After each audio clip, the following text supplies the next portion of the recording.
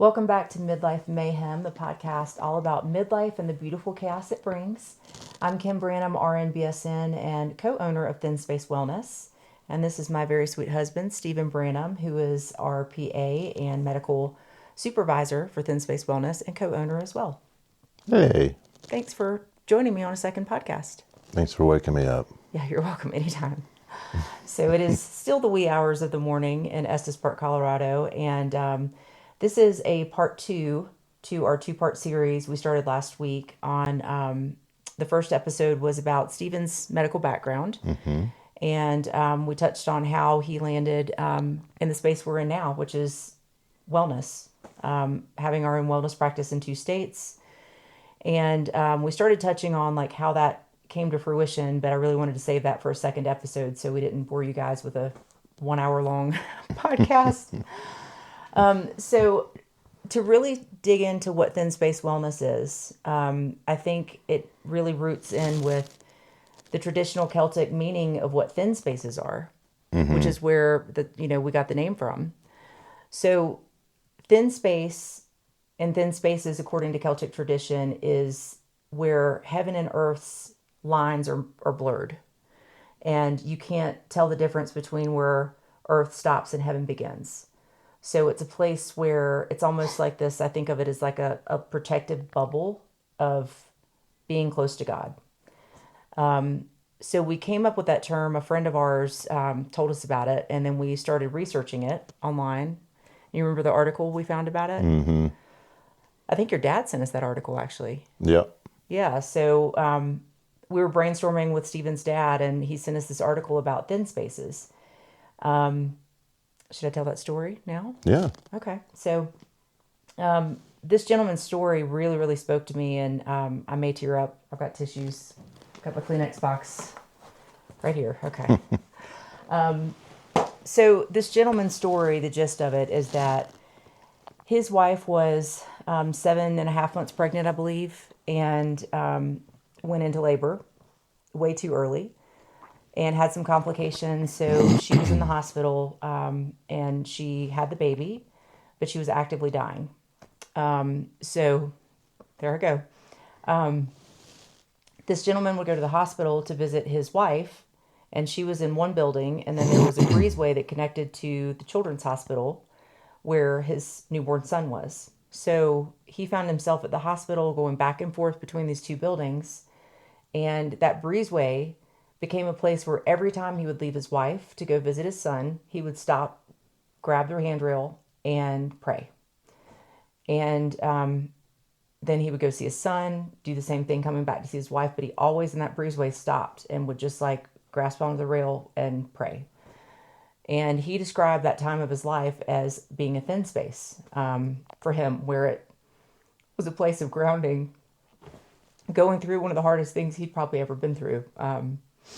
So that really spoke to me because I just started processing and thinking through how many thin spaces I've experienced myself and how many thin spaces I hear about from other people all the time and just didn't realize what they were, Mm-hmm.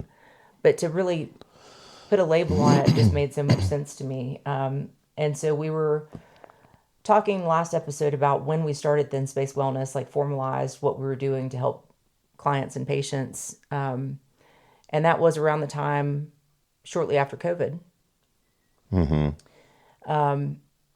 And a lot of that has to do with Estes Park, Colorado, and spending a lot of time with Stephen's mom, and what produced a ton of thin space moments for, I think, both of us with your mom. His mom's name is Dawn. We call her Nana. And when Stephen brought me out to Colorado for the very first time and I met them, I've never felt so welcomed by 2 humans, her and her husband, John. And they are still 2 of my very favorite people that I've ever known in my life. And I miss them both very, very much. Good grief. I go through a whole box of tissues. But we were out here with Nana. She had pancreatic cancer. And in being with her, we were either in Colorado with her, helping her, or she was in North Carolina with us. And so we were always together, trying to help her through this unimaginable disease. If you've known anybody or have experienced pancreatic cancer, it is just devastating.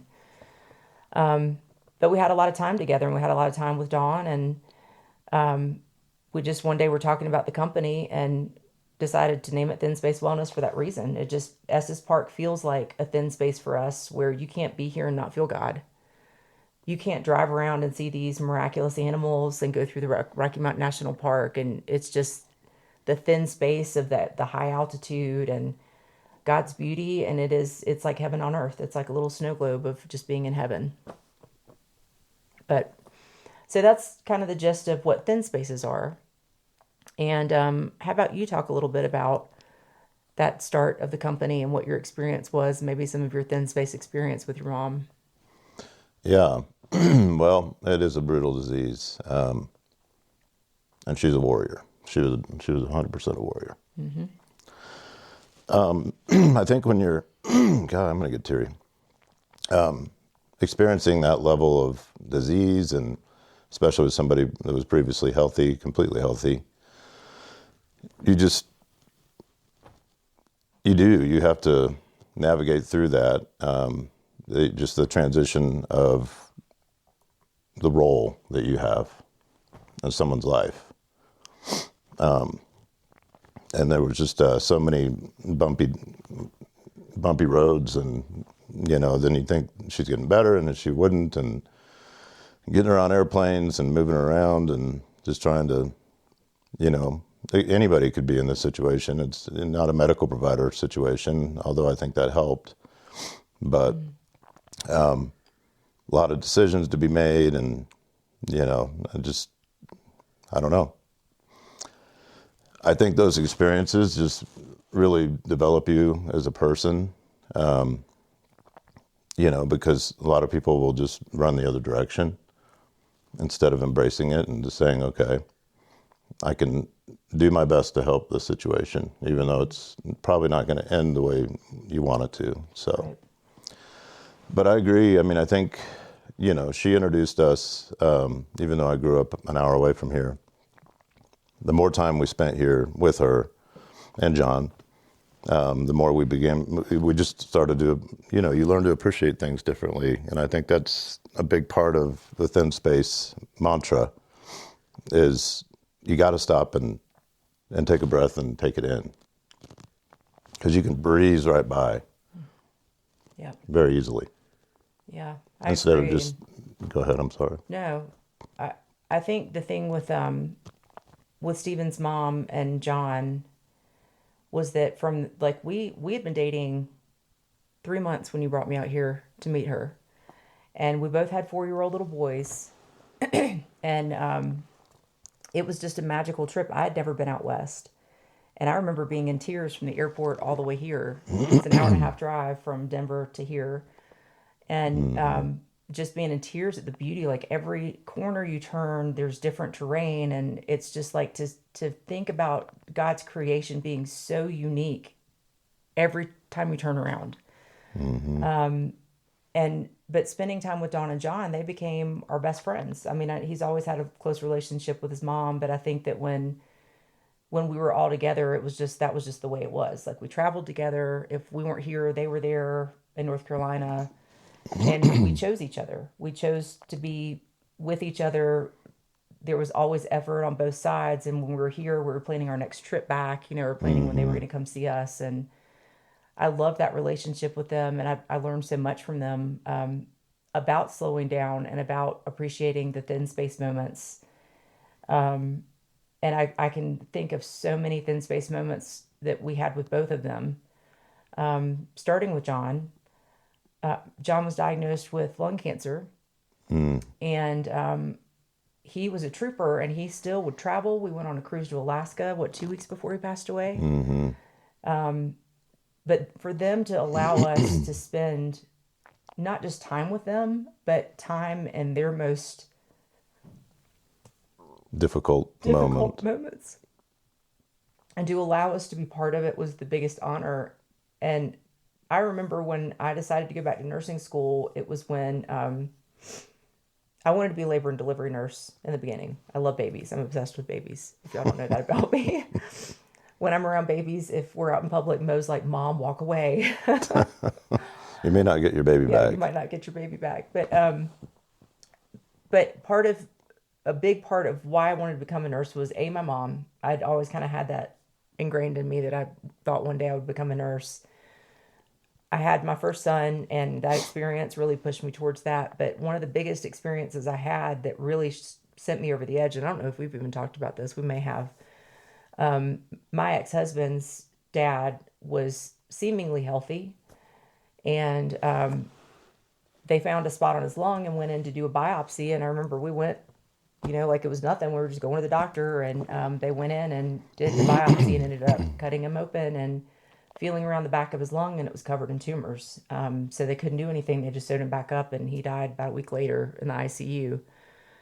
I remember that being one of my thin space moments, being with him in the hospital. We would take turns going down. He lived in Myrtle Beach, and I was down there by myself and just didn't know what to do. And the family was calling me, asking me questions. I had no idea. I had no idea.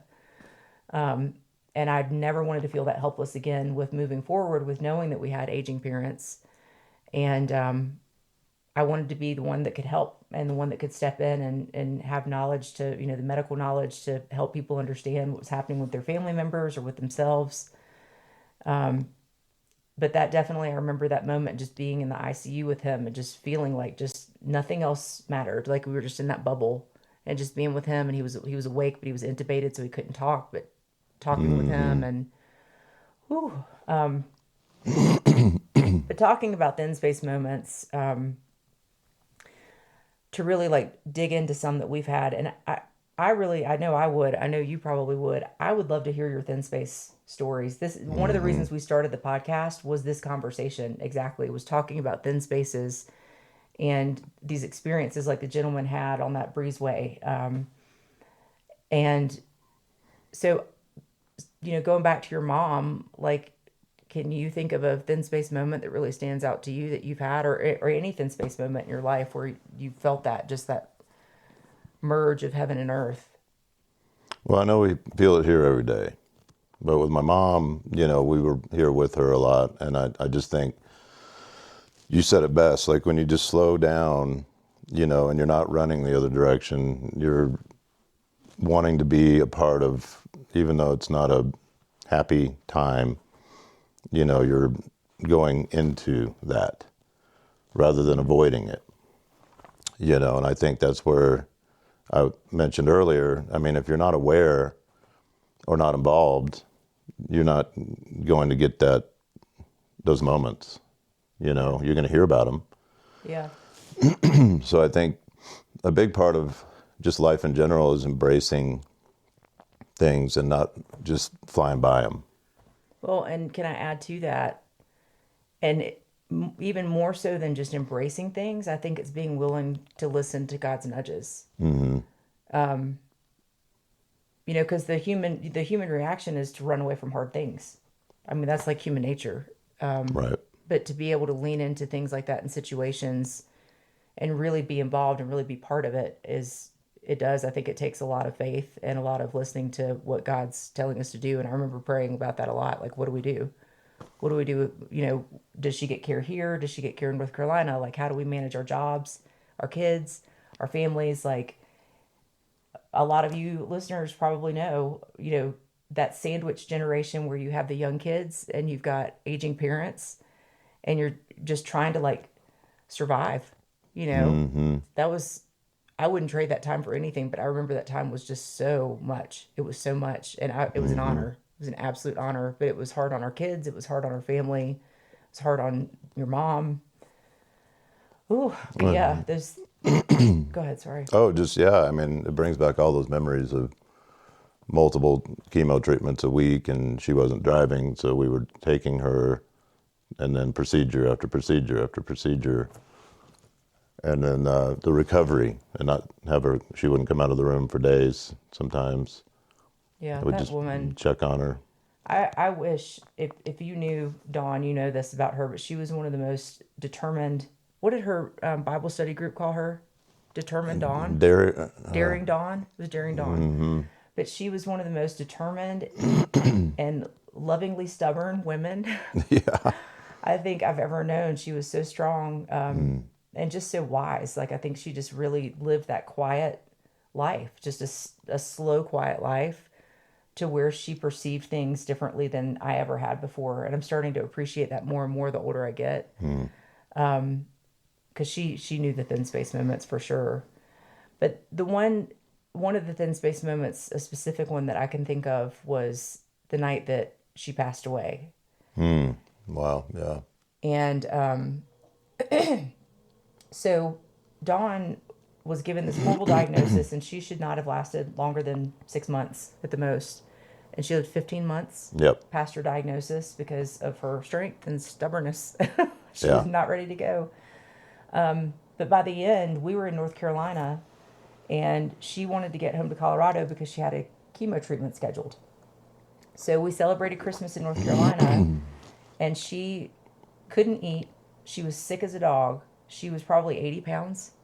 And she had a procedure the day before. Yeah, she ended up having to have an emergency procedure the day before, and She said no more. Yeah. No more. Yeah. No more treatments. No more procedures. I'm not doing Except that again. chemo. She wanted to do the chemo, Yeah. but yeah, she was done with the procedures.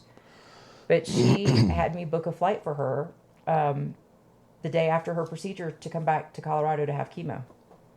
And in my brain, my controlling nursing brain, I was like, no, you're not doing that. But you don't tell Dawn no. No. And it's what she wanted to do. And we could not go because She wouldn't let us. she wouldn't let us go. Steven tried to go with her, but I couldn't go because I had to work. I was still working at the school at the time. And I'd taken a lot of days off for obvious reasons, but she wouldn't let Steven go with her. And so the compromise was that if she went, that she would allow her neighbors to pick her up at the airport instead of her driving herself from Denver to Estes Park. So she finally conceded. She was not happy about it, but she was like, fine. So our family took her to the airport, and that felt like a thin space moment to me, watching her walk away from the car by herself. And our kids were standing on the curbside at the airport watching her walk away, literally skin and bones. Yeah.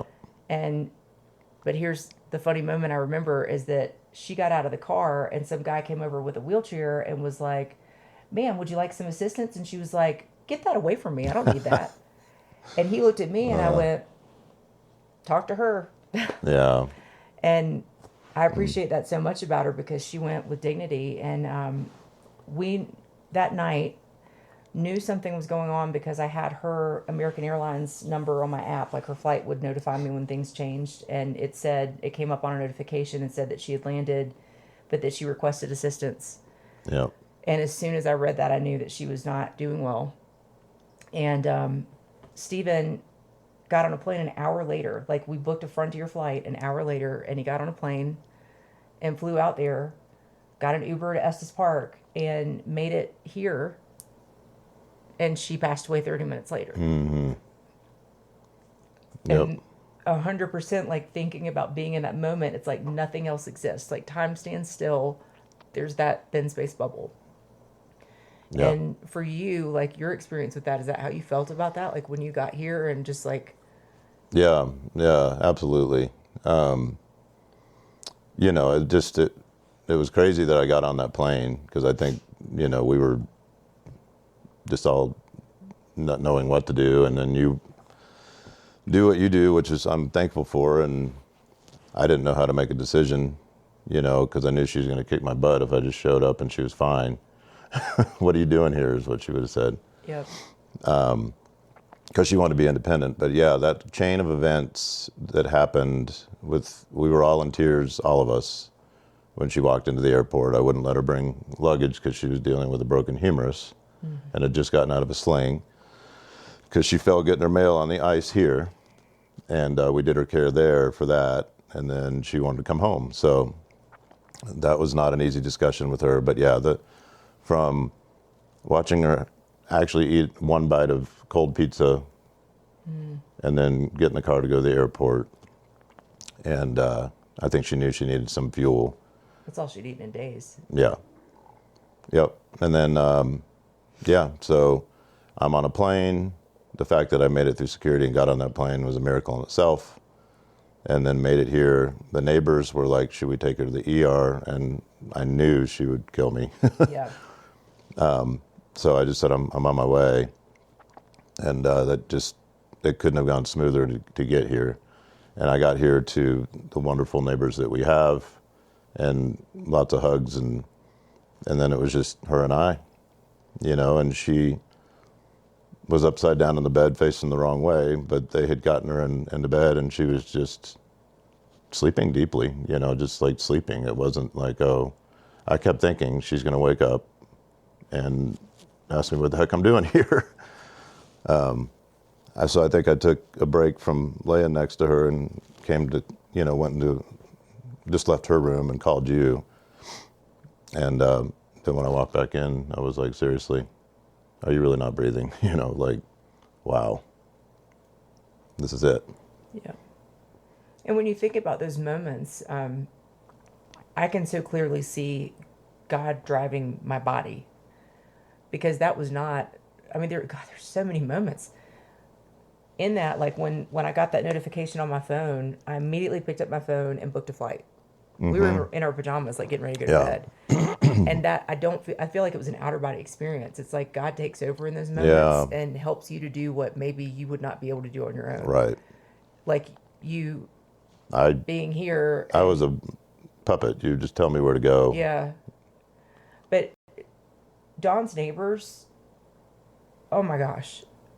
Like I don't know that they will ever know how much we appreciate them and what they did for Dawn for years. It's not like it was just then, but like when she was here and we had to be in North Carolina and she had TPN through a central port, and they don't have home health in Estes Park right now. There's no hospice. Yep. Hopefully that'll change, and that's part of a passion of ours, is to try to help develop that down the road. But her neighbors would come over and help her get her TPN set up, which is something that a skilled nurse needs to be doing. But she bonded with it. They came twice a day to help her get it on at night and help her get it off in the morning. And that's a big commitment. Mm-hmm. And then the night that she passed away, our neighbors up the road that were helping, that went and picked her up at the airport, got her in the bed. The other neighbors across the street, who were two of my favorite people, came over and helped to get her in the bed and get her taken care of. They had to get her cleaned up because they were a lot of GI issues. Yeah, a lot of GI issues. And well, don't forget, even though her neighbors came to the airport, she still tried to get in the car and drive. Oh yeah. It had one, two flat tires. Oh, do you know why she had to? Because remember. So, here's God intervening in all this. She was going to try to drive her car anyway and have her neighbor follow her. And got in and had two flat tires because while she was in North Carolina, I thought I'd be a sweet daughter-in-law and had her car detailed. Well, and needed so it. They took it out of the parking spot, and at some point it got nails in the tires. Mm-hmm. So she couldn't drive the car back to Estes Park. So when the neighbors were there, they somehow got the tires inflated. One of his wife drove Dawn. If I'm remembering correctly, she drove Dawn, and he drove Dawn's car behind them so we could get the car back to Estes Park. But she slept the entire way. Yeah, she slept the entire way back. When they got home, they had to carry her out. They got her with the other neighbor's help into her bed, and she had these cats. And she told them, she said, "Get the cats out of here and close my door." That would be Nana. Oh my gosh! But she was just so. As soon as she got home, the neighbor said that she just said, "Thank God."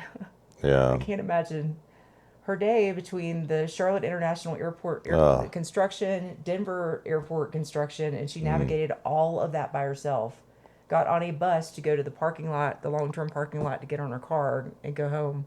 I didn't know how to get around the Charlotte airport. It was a mess. Yeah, it was an absolute mess.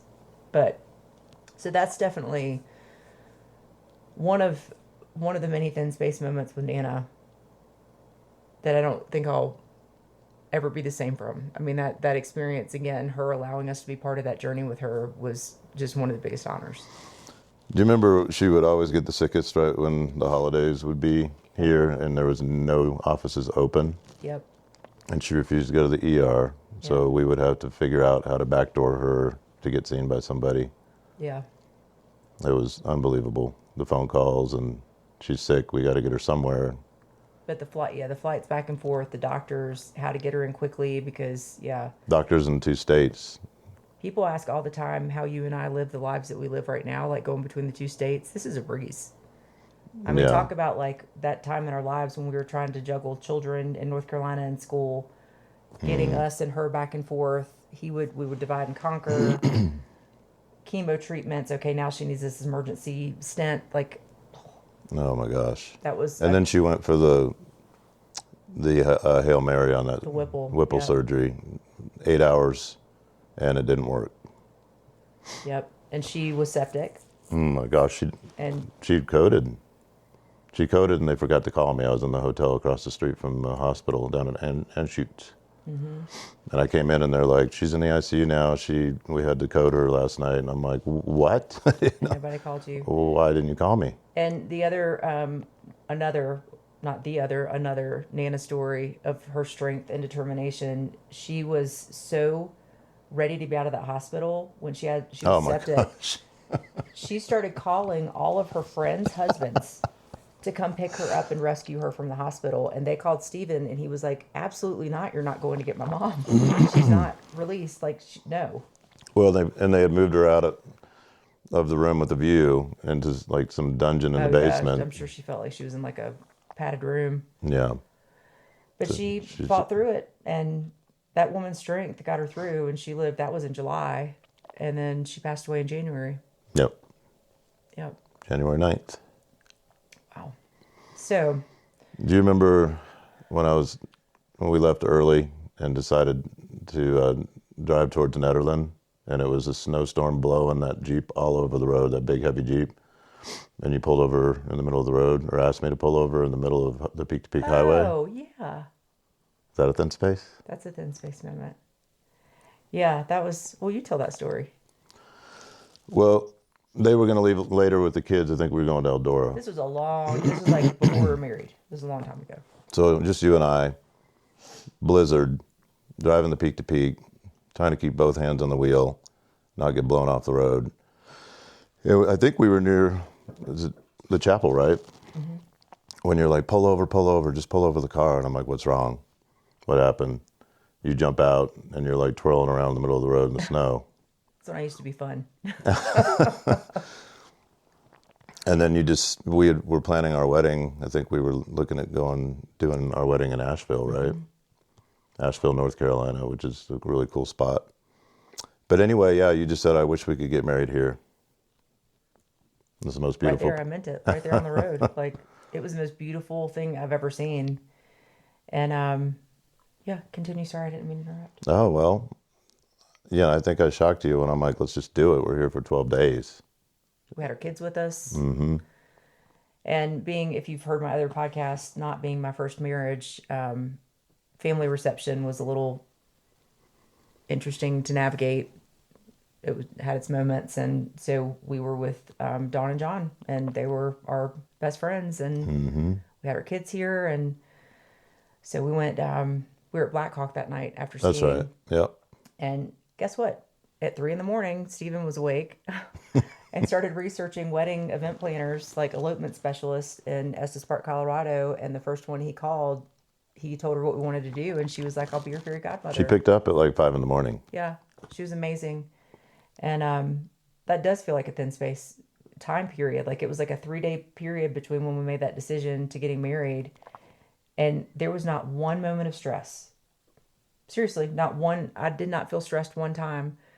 They only have one, or at the time had one wedding place in town, one wedding shop, and there was only one dress that fit me, and it was 50% off.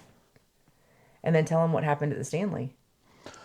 Well, we had lunch there, and then I think you mentioned we should see if we could talk to the coordinator, and we found her, and she wanted to give us this grand tour, which was really cool. Do you remember their minimum?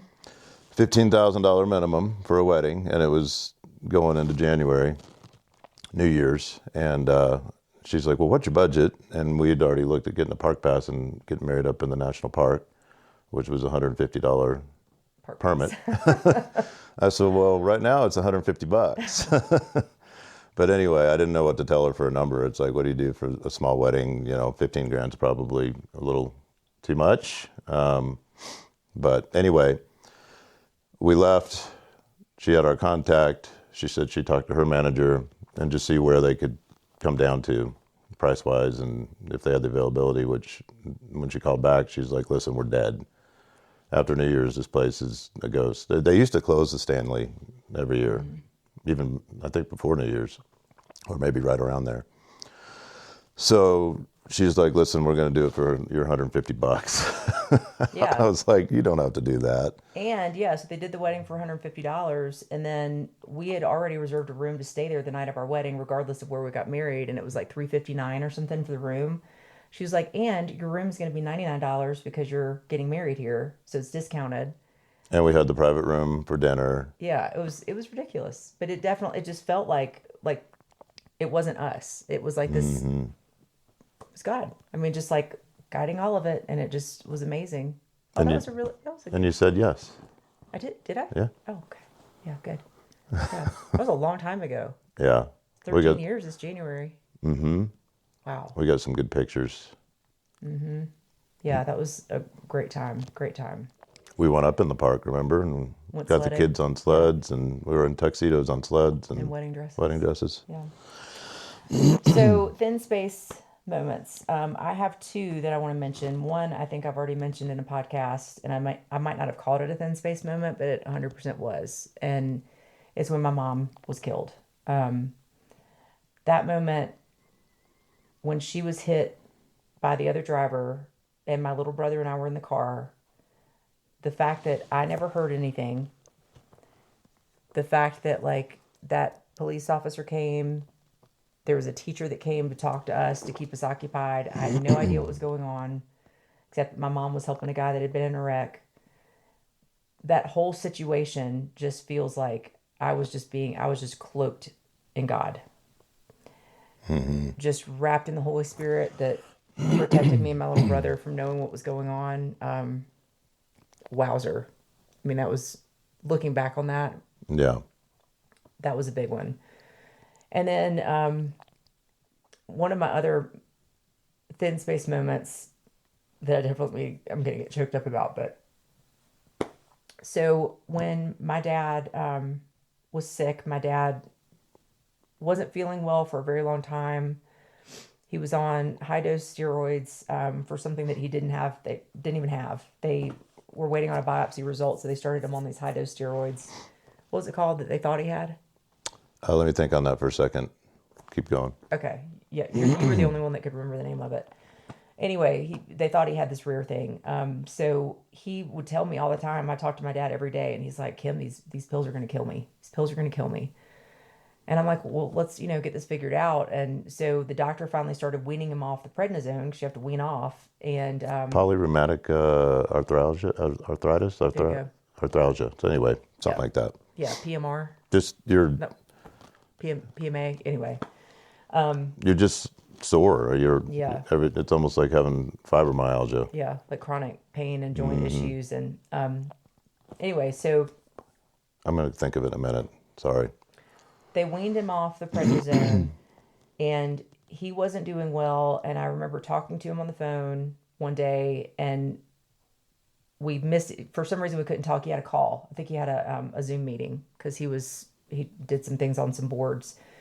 And so he was on a Zoom meeting, and he ended up not calling me back like he said he would. And I talked to him the next day, and he was like, Kim, I fell asleep on my Zoom call. He was like, something's going on. Like, I don't know what's wrong with me. And then, so I was talking to him, and he never really got to feeling better. But then when I talked to him one day, and I said, well, how are you guys? And he said that they had gone, he was giving a speech. He's a retired brigadier general in the National Guard, and he gave speeches quite often, but he was going to give a speech, and when he was walking up the stairs, he collapsed and turned gray. And I immediately think his heart, because it's cardiac. And he's got a heart history. But he was fine. They took him upstairs anyway, which I can't believe, and he went and gave his speech, but during the speech, he wasn't making sense, and he was calling people by the wrong names. And so my stepmom and dad were telling me about this over the phone, and I was like, you need to take him to the ER right now. Like, right now, you need to take him to I the remember ER. that. And he's like, no. If I feel this bad tomorrow, I'll go. And I was like, if you're saying that to me, you need to go to the ER. I was like, Bonnie, take him to the ER. I'm on my way down to Wilmington. So I drove down and met him at the hospital. But that time was just so crazy, but it transitioned. He had pneumococcal pneumonia just because his immune system was so suppressed from the corticosteroids for so long. So the doctor had told us exactly what was going to happen, exactly what the course of that looked like. Like his lungs would eventually white out. He'd have to be intubated. He'd go into the ICU. And the hope is that they would be able to get him the medication he needed quick enough so that he would heal and come out of it. Well, all of that happened. Quickly. And it happened quickly. It was, yeah. And he didn't come out of it. So he was intubated. My sister and I went down to Wilmington together. She lives in Charlotte too. And we were at the hospital visiting him, and we were in his room. He was on propofol, so he was out, but we were making posters of all of our family pictures and stuff to put up all over the walls. So as he started to wake up, that he would, remember and be surrounded by us. And my stepmom called and wanted me to go to lunch, or both of us to go to lunch with her and my little brother, who my little brother's not spoken to me in many, many years. I don't know why. May have mentioned that before on the podcast. But that was something that was always very important to my dad and to my stepmom. They wanted us to just be okay with each other. And I had tried for years to make things okay, not knowing what was wrong, and couldn't. So, right or wrong, in the ICU, I told my stepmom, I don't want to go to lunch. I came here to Wilmington to have one day to spend with my dad. I'd like the time alone with my dad. And I was cussed out and screamed at, and which made my decision even better to stay with my dad. So I got a solid hour and a half, 2 hours with just my dad, and I sang to him and held his hand. That in itself was a thin space moment for me. I didn't get a lot of alone time with my dad because there were always other things, So that was really a precious moment for me. So when they got back from lunch, they came in, and my stepmom was still very clearly not happy with me. So I left my sister there. I'd driven down to Wilmington, and I said I'll be back, and I drove to the cemetery where my mom was buried. So I didn't mean for the story to be so long. Sorry. But I went.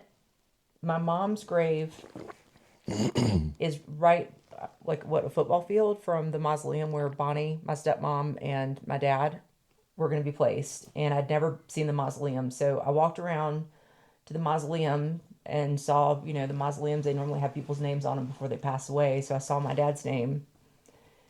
And the cemetery down in Oleander Memorial Gardens down in Wilmington is one of the most beautiful places.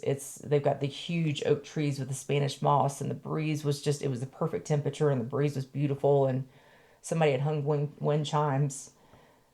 And I just prayed, and I prayed to my mom, and I just said, Mom, if this is my dad's time, just please welcome him to heaven with open arms, and I'm happy for you two to be together again. I don't want him to go, but it's like I had this peace over me, and it's so hard to describe, but it was the most peaceful, just acceptance. I knew my dad was not going to make it, and I think I knew that for a while. But that's one of my favorite thin space moments personally, just with being able to come to peace that he was joining my mom. And anyway, just knowing what those thin space moments are, I feel makes me look back and appreciate so many more moments in my life and see them for what they were. Mm-hmm. And again, so many people out there I know have thin space moments, and we want to hear them.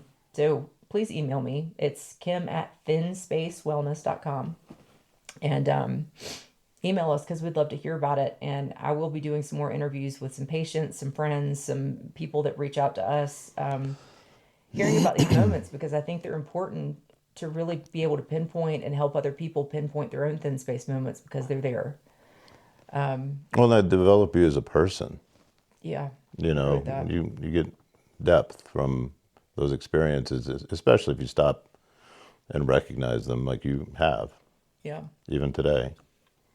Because I think you've grown. Mm-hmm. I think we all stay the same. What movie is that? It's a quote. Guess that movie. I think we all stay the same. We can't tell them. President? Oh, We're okay. gonna make them come back and That's right. find out. We'll tell you next episode what the movie is. Oh, but I appreciate so much you all being here with me. It's producing some thin space moments in itself, like being able to share the story about my mom. What was that, episode 3 or something?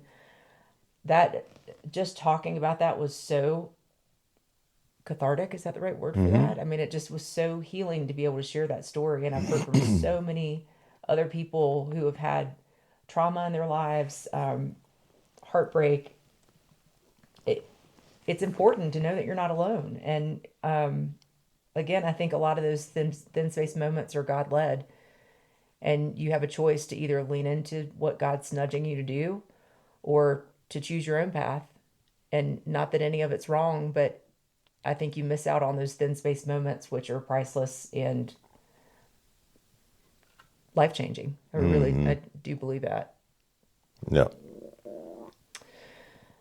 So that's all I got on that today. That's all I have to say about that. Let's do movie quotes all day. Was that a good impression? Yeah. Name that movie.